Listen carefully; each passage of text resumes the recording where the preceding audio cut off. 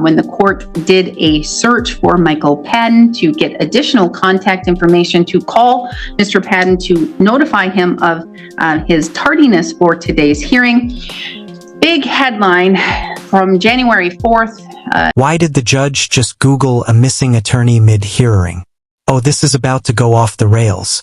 Stick around because this courtroom is turning into an episode of Where in the World is My Lawyer? Came up saying prominent Twin Cities attorney Michael Radon. Okay.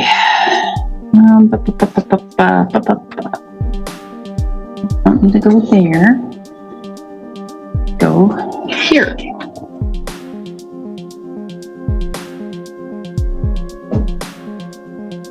One 651 9.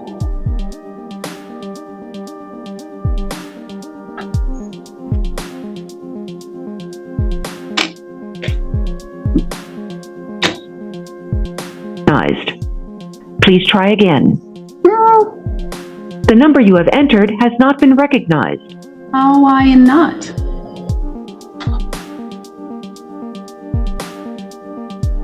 Six, 5, 1, 7, 8, 9, 6, 5, 4, 5, 6.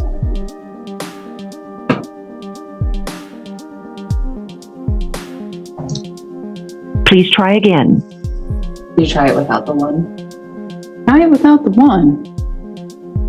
I think I've always had to do the 1, but we'll see. Not maybe it's a 612 number. You have entered has not been recognized. I'm gonna try looking him up. That's what I'm gonna try to do.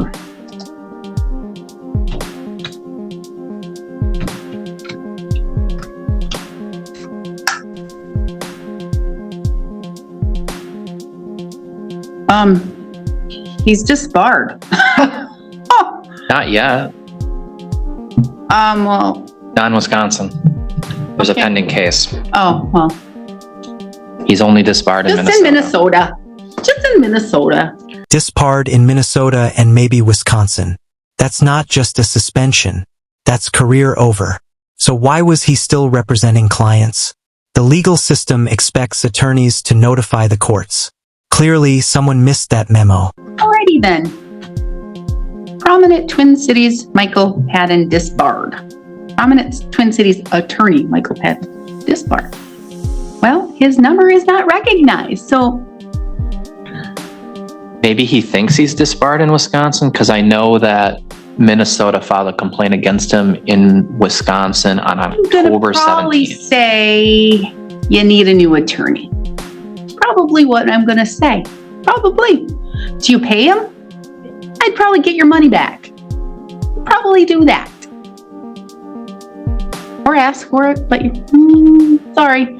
Yeah, because that's the new news is prominent Twin Cities attorney Michael Radon disbarred. Not just suspended, disbarred. Cut, throw, gone. Okay? So, I'm going to give you some time to find somebody else. All right? For what it's worth, he never filed a discovery demand and we haven't provided any. I don't know how much you paid him. You don't have to tell me. But I would try and get that back. This is where you feel for the defendant. Not only was her attorney ghosting the court, but he never even filed a discovery demand. That's like entering a boxing match without gloves or a game plan. Just friendly advice. All right, so did it take you a lot of time to save what you needed to get to him?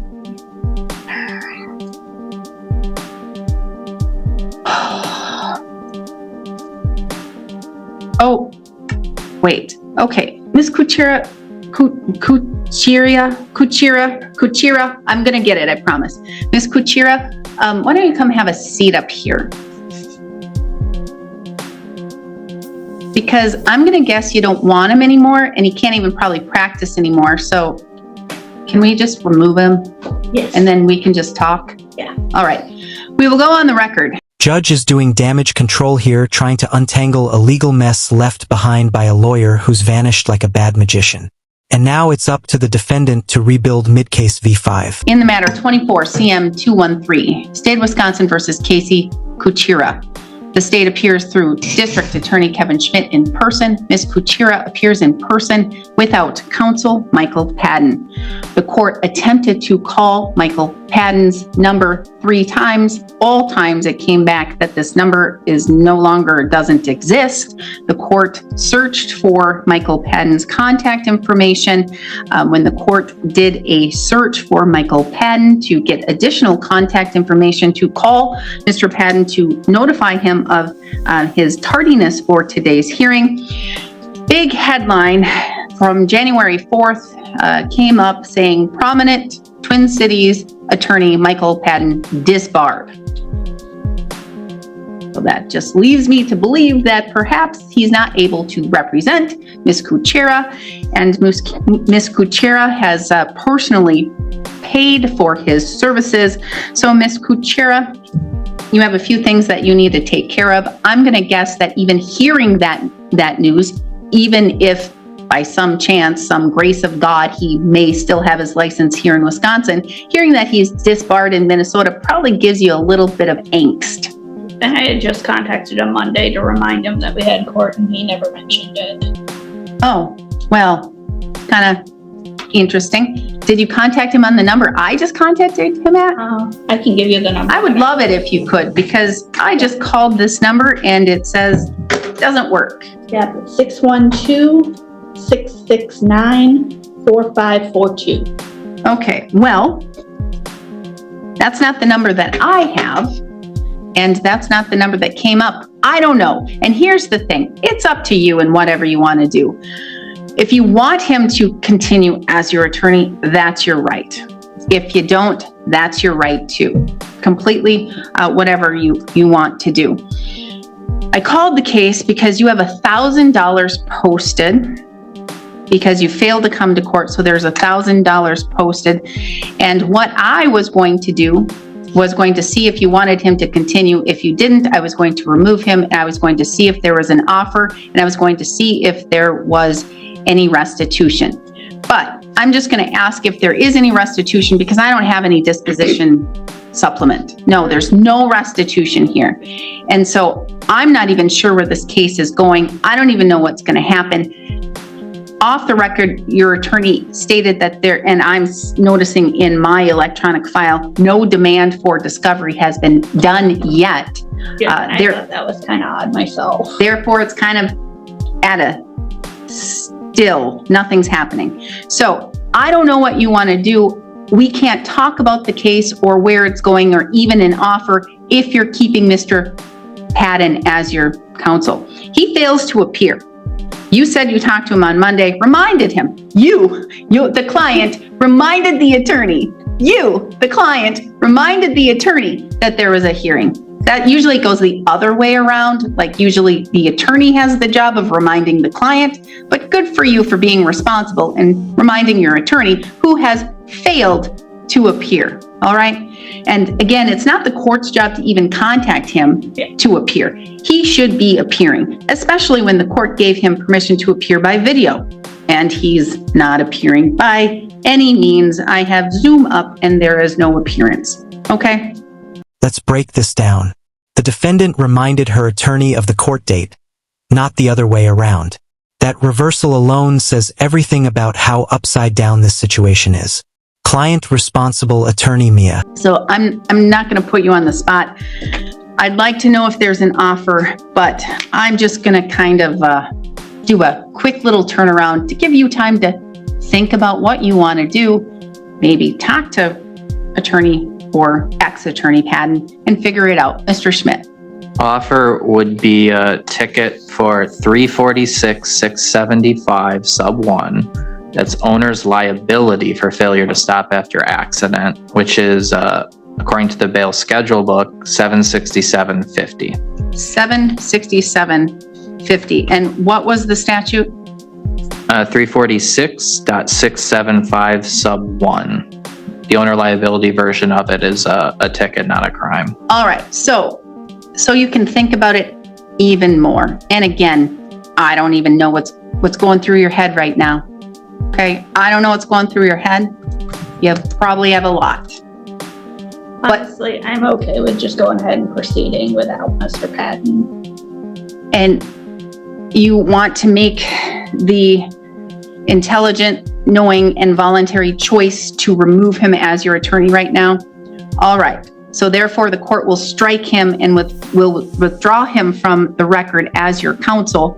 And so you can understand, and now I'm going to see if you understand the offer that's been presented, all right? You have been charged with the crime, hit and run, as a misdemeanor. This hit and run misdemeanor crime has a maximum possible penalty of up to $1,000 fine and up to 6 months of jail, okay? Mr. Schmidt has made an offer to you to amend it to a ticket, all right? To a ticket for $767.50 under owner's liability for failure to notify of an accident, okay? You have $1,000 posted. That would cover a ticket if that's what you wish to do. I can give you time to think about this and have you come back in the next week or so. We can take care of it here today. Whatever you want to do. I don't want to put you on the spot. This is a lot for you to think about. I'm okay with just taking the ticket and just going ahead and getting this over with. You want to accept the responsibility, be accountable for your actions, and take. And there it is. From facing a hit-and-run misdemeanor with potential jail time to just paying a $767 ticket, she stayed calm, navigated chaos, and walked out with accountability, not a conviction. Total pivot. A ticket for the fine. All right. Mr. Schmidt, formal motion to amend under the owner's liability for failure to notify of an accident. So made. Court will grant that. How do you wish to plead? Either no contest or guilty. Doesn't matter. I'm okay with either. No contest. Court will enter a no contest on your behalf here today. I will assess $767.50. You have $1,000 cash bond posted. That will go towards this ticket. The remaining will be sent to the person, the individual who posted it, to the address that they provided, okay? Yep. All right. Do you have any questions? Okay. Good luck. I'm sorry. Good luck. Thank you. All right. Thank you. We are adjourned.